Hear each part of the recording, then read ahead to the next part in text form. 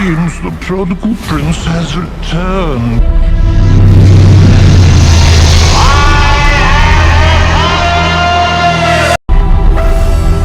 Adam, when you hold the magic sword, what do you say?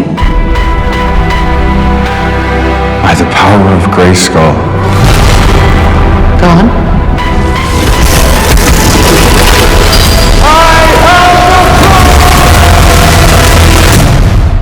Now you're ready.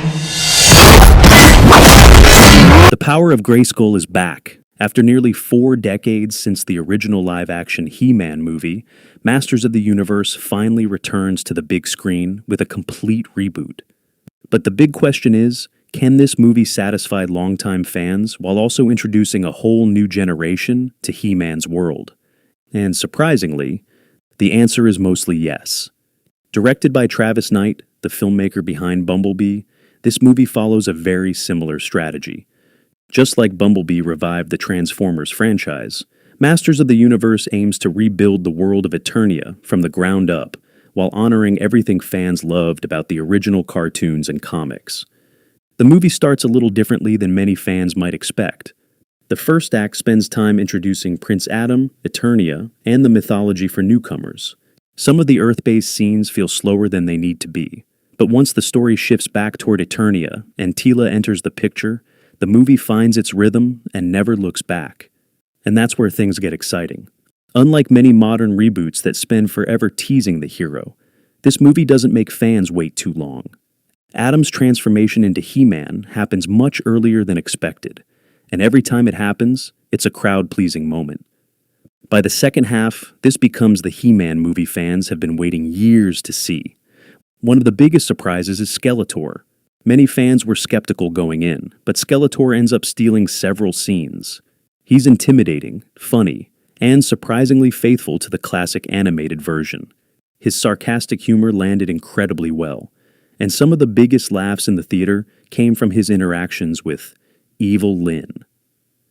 Speaking of Evil Lynn, Alison Brie delivers a fantastic performance. She brings charm, attitude, and plenty of personality to the role, creating a fun dynamic with Skeletor throughout the movie. Nicholas Galitzine also does a solid job balancing both sides of the character. He isn't just playing a muscular action hero. He actually makes Adam feel like a real person before becoming He-Man, which gives the transformation much more emotional weight. Camila Mendez's Teela is another standout. Her chemistry with Adam feels natural, and the movie wisely focuses on building their relationship instead of rushing it. You can tell the filmmakers are planning for future sequels. And yes, Cringer is here.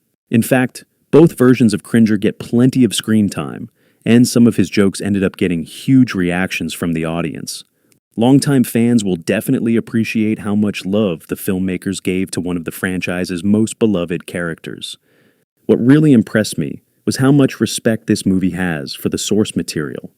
There are references to the original 1,980 Seconds cartoon, the 2002 series, classic comics, and even small details pulled directly from the Toy Line lore. At the same time, the movie never feels trapped by nostalgia. It updates the characters, expands the mythology, and introduces new ideas that make Eternia feel larger and more alive than ever before. Visually, the film is packed with CGI, especially during the Eternia sequences. While not every effect is perfect, it looks much better than some fans feared from the trailers. More importantly, the world itself feels colorful, adventurous, and full of imagination. The biggest strength of the movie is simple. It understands what people came to see. The best scenes are He-Man vs. Skeletor. The action is bigger, the stakes feel higher, and the final battle delivers exactly the kind of epic fantasy showdown fans were hoping for. By the time the credits roll, it's clear the filmmakers are already setting up a much larger universe. And yes, there are post-credit scenes that tease where the franchise could go next. Overall, Masters of the Universe isn't perfect. The opening Earth scenes drag a little, and a few jokes miss the mark. But once the story fully embraces Eternia, the movie becomes a fun, heartfelt adventure that captures the spirit of He-Man while modernizing it for today's audiences. If Amazon was hoping to launch a new fantasy franchise, this is a very strong start. For the honor of Grayskull, He-Man is finally back,